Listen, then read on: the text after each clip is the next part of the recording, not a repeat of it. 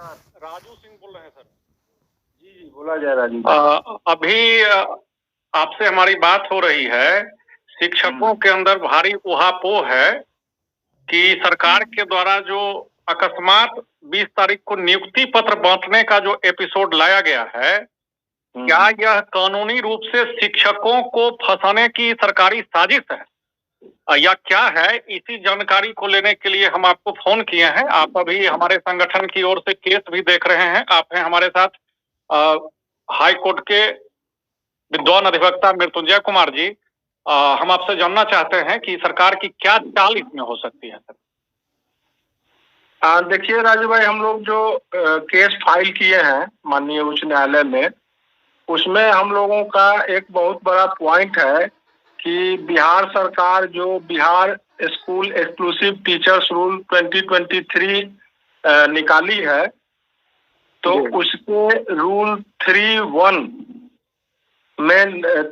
3 में लिखता है कि कॉन्स्टिट्यूशन ऑफ कैडर, और 1 में दे रहा है कि all the teachers employed by the various tyres of local bodies shall be required to pass a competency test under Rule 4, and upon passing the test and joining the allotted school, thereafter will be called exclusive teachers. इसका मतलब यह है कि exclusive teacher का जो लोग form भरे हैं वह परीक्षा पास करेंगे, रिजल्ट पास करेंगे, उनका डिस्ट्रिक्ट अलॉट होगा, फिर अपॉइंटमेंट होगा, और जिस दिन वो ज्वाइन करेंगे उस दिन वो एक्सक्लूसिव टीचर कहाएंगे। उससे पहले वो नियोजित टीचर ही माने जाएंगे। आपका रूल 3(1) यही कह रहा है।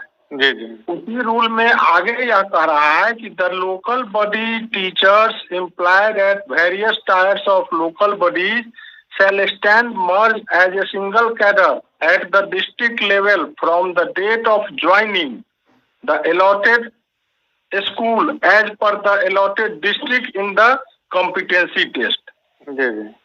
ठीक है, तो allotted district और allotted school के अनुसार जिस दिन वो ज्वाइन करेंगे उसी दिन से उनका कैडर एक्सक्लूसिव टीचर का हो जाएगा। ठीक है जी। अब आप एक्सक्लूसिव टीचर का कैडर हो जाएगा, तो इसमें फिर आगे कह रहा है कि ये एक्सक्लूसिव टीचर का कैडर डिस्ट्रिक्ट कैडर होगा।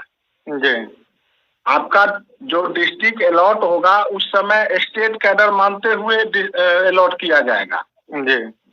डिस्ट्रिक्ट अलग अलग डिस्ट्रिक्ट में भी आपको भेजा जाएगा, लेकिन डिस्ट्रिक्ट अलॉट हो जाने के बाद आप जैसे ही ज्वाइन कर लेंगे आपका कैडर डिस्ट्रिक्ट कैडर हो जाएगा।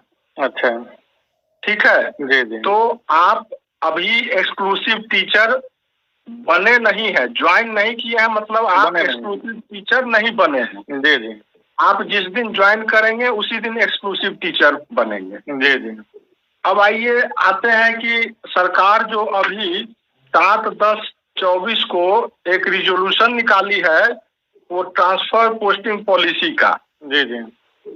अब उस ट्रांसफर पोस्टिंग पॉलिसी के क्लॉज 2 के सब क्लॉज 12 में, ठीक है, सब क्लॉज 12 में लिखता है कि प्रथम चरण में सभी प्रकार के शिक्षकों, स्थानीय निकाय के शिक्षक को छोड़कर, मतलब कि जो नियोजित टीचर हैं उनको छोड़कर ये स्थानांतरण एवं पदस्थापन मुख्यालय स्तर से की जाएगी।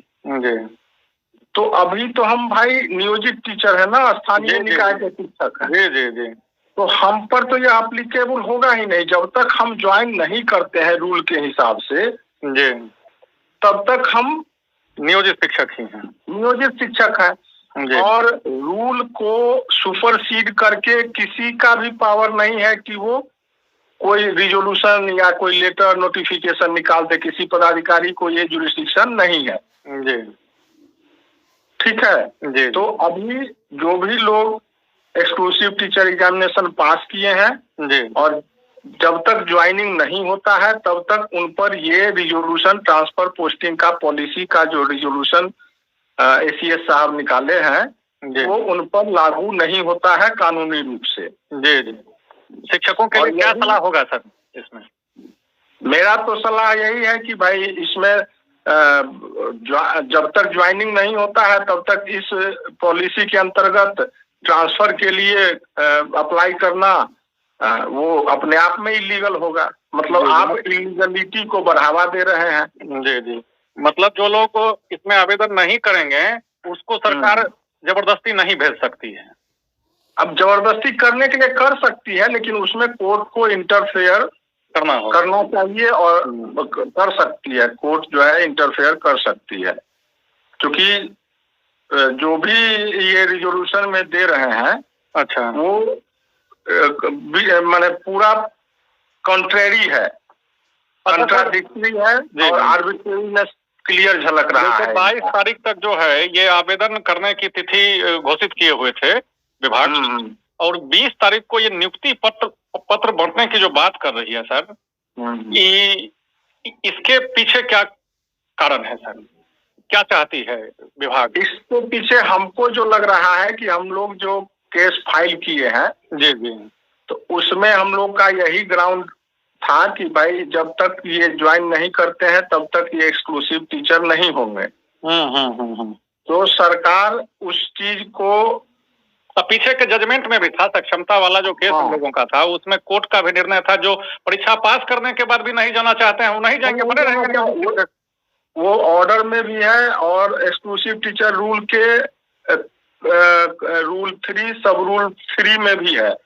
सब रूल 3 में क्लियर लिखा हुआ है कि दो local bodies teachers who do not appear in और pass the competency test as per rule 4 shall continue to remain local bodies teachers। जी। तो ये तो ऑलरेडी रूल में भी कह रहा है। ऑनरेबल हाई कोर्ट जो डिवीजन बेंच से ऑर्डर पास किए हैं, तो उसमें भी क्लियर डायरेक्शन है कि भाई आप किसी को उस आधार पर जो रूल 4 का प्रोवाइजो था कि हम बाद में जो लोग नहीं पास करेंगे या परीक्षा नहीं देंगे उन पर हम बाद में एक निर्णय लेंगे, फिर कमेटी बना के निर्णय भी ले लिया गया जी भाई जो नहीं पास करेंगे या एग्जाम नहीं देंगे उनको हटा दिया जाएगा। तो उस चीज को ऑनरेबल हाई कोर्ट ने डिवीजन बेंच ने स्ट्राइक डाउन किया हुआ है अपने जजमेंट में। अच्छा, और सर एक शिक्षकों की एक जिज्ञासा है कि हम लोगों ने जो कोई केस किया है, विभिन्न संगठनों ने किया है, विभिन्न लोगों ने किया है, हम लोग के तरफ से भी किया गया है, इसका तारीख कब तक पड़ेगा? बहस की संभावना कब तक है सर? देखिए मेरे द्वारा जो केस फाइल किया गया है, आपका भी एक केस है और 2-3 केस मेरे द्वारा फाइल हुआ है जी जी, तो हम तो प्रयास कर रहे हैं कि 22 से पहले सुनवाई हो जाए ताकि उसमें कुछ इंटरफेरेंस, कुछ इंटीम ऑर्डर हम लोगों को मिले।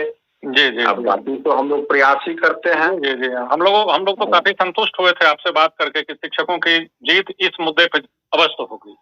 हाँ, हम भी पूरा आश्वस्त हैं और उम्मीद है कि ऑनरेबल कोर्ट से कुछ न कुछ राहत, अंतरिम राहत भी जरूर मिलेगी। और फाइनली तो इस रिजोल्यूशन में जो प्रोविजंस हैं वो तो बिल्कुल वाइड एब इनिशियो है, मतलब शुरू से ही एक तरह से कहिए कि बियॉन्ड जुरिडिक्शन है। जी जी, और